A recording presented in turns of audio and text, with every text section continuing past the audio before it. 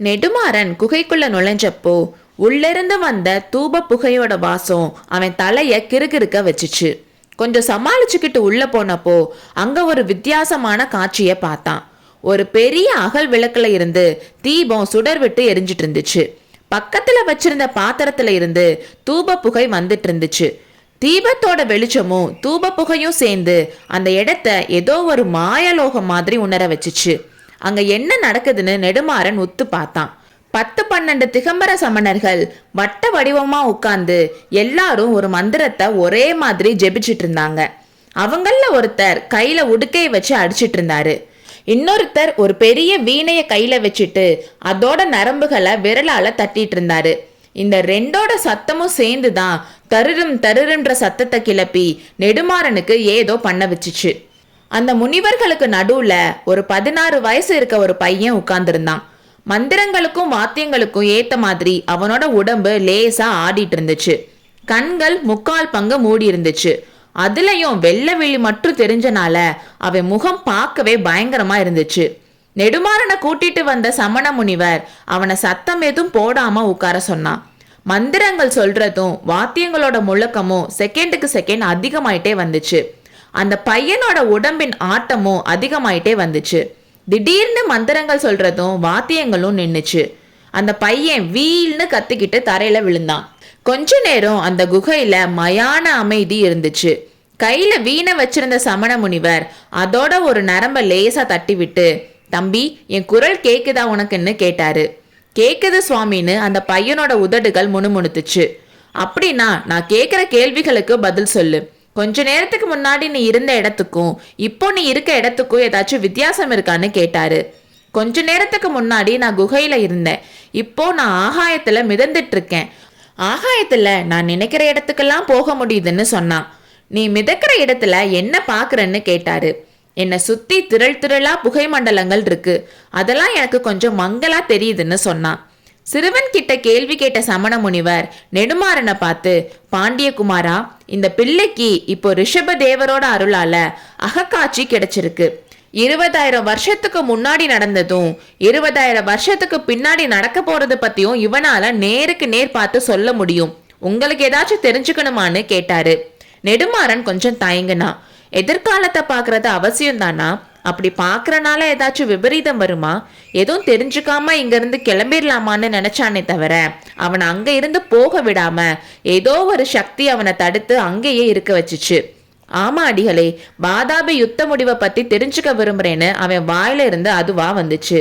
உடனே சமணர் தரையில இருந்த பையனை பார்த்து, தம்பி, கொஞ்சம் வடக்கு பக்கம் போய் அங்க என்ன பாக்குறேன்னு சொல்லுன்னு சொன்னாரு. சரிங்க சுவாமின்னு சொல்லிட்டு கொஞ்ச நேரம் கழிச்சு, இது என்ன பயங்கரம்னு சொன்னான். தம்பி, அங்க என்ன பயங்கரமான காட்சியை நீ பாக்குறேன்னு சமணர் கேட்டாரு. ரொம்ப பயங்கரமான யுத்தம் நடக்குது. கணக்கு பண்ண முடியாத அளவுக்கு வீரர்கள் ஒருத்தரை ஒருத்தரை தாக்கி செத்து வீழ்றாங்க. எங்க பார்த்தாலும் இரத்த வெள்ளம் ஓடுது. பெரிய பெரிய யானைகள் ஒன்னை ஒன்னு தாக்குது. யுத்தம் ஒரு பெரிய கோட்டை மதிலுக்கு பக்கத்துல நடக்குது. கோட்டை வாசல்ல ஒரு பெரிய வராக கொடி பறக்குது. அந்த கோட்டை கதவுக்குள்ள இருந்து இப்போ நிறைய வீரர்கள் வராங்க. யுத்தம் இன்னும் கோரமா நடக்குது. சாவுக்கு கணக்கே இல்ல. கண்ணு கெட்டின தூரம் வரைக்கும் ஒரே பிணக்காடு. அம்மம்மா, பார்க்கவே முடியலன்னு அந்த பையன் சொன்னப்போ அவன் கண்கள் லேசா துடிச்சிச்சு. அதை பார்த்த சமணகுரு, தம்பி, பயப்படாத, உனக்கு எதுவும் ஆகாது. இன்னும் கொஞ்சம் உத்து பார்த்து நெருக்கமான சண்டை எங்க நடக்குதுன்னு பாருன்னு சொன்னாரு. ஆமா ஆமா, ஒரு இடத்துல பிரமாதமா சண்டை நடக்குது. குதிரையில இருக்க ஒரு வீரன் 2 கைகள்லயும் 2 வாள்கள் வச்சு பயங்கரமா சண்டை போடுறான். அவனை சுத்தி எதிரிகள் தாக்குறாங்க. அவன் தனியாலா நின்னு அத்தனை பேரையும் தனியா திருப்பி தாக்குறான். அவனோட ஒவ்வொரு வாள் வீச்சுக்கும் ஒரு தலை உருளுது. இதோ அவனுக்கு துணையா இன்னும் கொஞ்சம் வீரர்கள் வராங்க.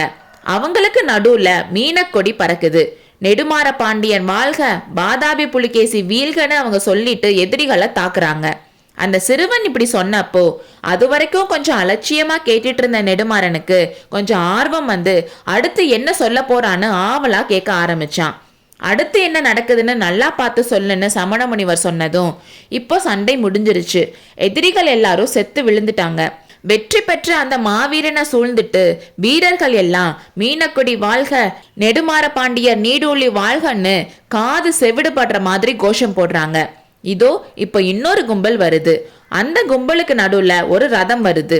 அந்த ரதத்துல ரிஷப கொடி பறக்குது. ரதத்துல கம்பீரமான ஒருத்தர் உட்கார்ந்துருக்காரு. அவர் முகத்துல குரோதம் கொதிச்சிட்டு இருக்கு. அந்த ரதத்தை சுத்தி இருக்க வீரர்கள் மாமல்ல சக்கரவர்த்தி வாழ்கன்னு கோஷம் போடுறாங்க. ரெண்டு கூட்டமும் சந்திக்குது.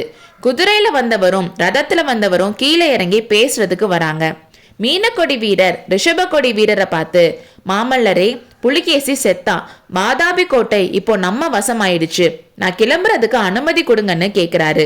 ஐயோ, ரிஷப கொடிக்காரர் முகத்துல குரோதம் தாண்டவம் ஆடுது. அவரு, அடே பாண்டிய பதரே, எனக்கு வரவேண்டிய புகழையெல்லாம் நீ கொண்டு போயிட்டியான்னு சொல்லிக்கிட்டே உடைவாள உருவுறாரு. மீனக்கொடிக்காரர், வேண்டாம் சக்கரவர்த்தி வேண்டாம், நமக்குள்ள எதுக்கு சண்டைன்னு கேக்குறாரு. ரிஷப கொடிக்காரர் அதெல்லாம் காதல எதுவும் வாங்கிக்காம வாளை வீசுறாரு. கேக்குறவங்க எல்லாம் சிலிர்க்க வச்ச வீழ்ற சத்தத்தோட இவ்வளோ நேரம் தரையில படுத்திருந்த பையன் எந்திரிச்சு உட்கார்ந்தான். பயத்தோட சுத்தி முத்தி பார்த்து திருன்னு முழிச்சான். நெடுமாறனுக்கோ உடம்பு நடுங்கிட்டு இருந்துச்சு. அப்புறம் என்ன நடந்துச்சுன்னு தெரிஞ்சுக்க வேண்டாமா? முக்கியமான நேரத்துல எந்திரிச்சு உட்கார்ந்துட்டானேன்னு சமண முனிவர் கிட்ட கேட்டான். இளவரசே, இன்னைக்கு இவ்வளோதான், மறுபடியும் இன்னைக்கே இவனை அகக்காட்சி பார்க்க வைக்க முடியாது. அடுத்து என்ன நடந்துச்சுன்னு தெரிந்து கொள்ள விரும்பினால் நாளைக்கு தாங்கள் திரும்பவும் இவ்விடத்துக்கு வந்தாக வேண்டும் என்றார். அடுத்த அத்தியாயத்தில் சந்திப்போம்.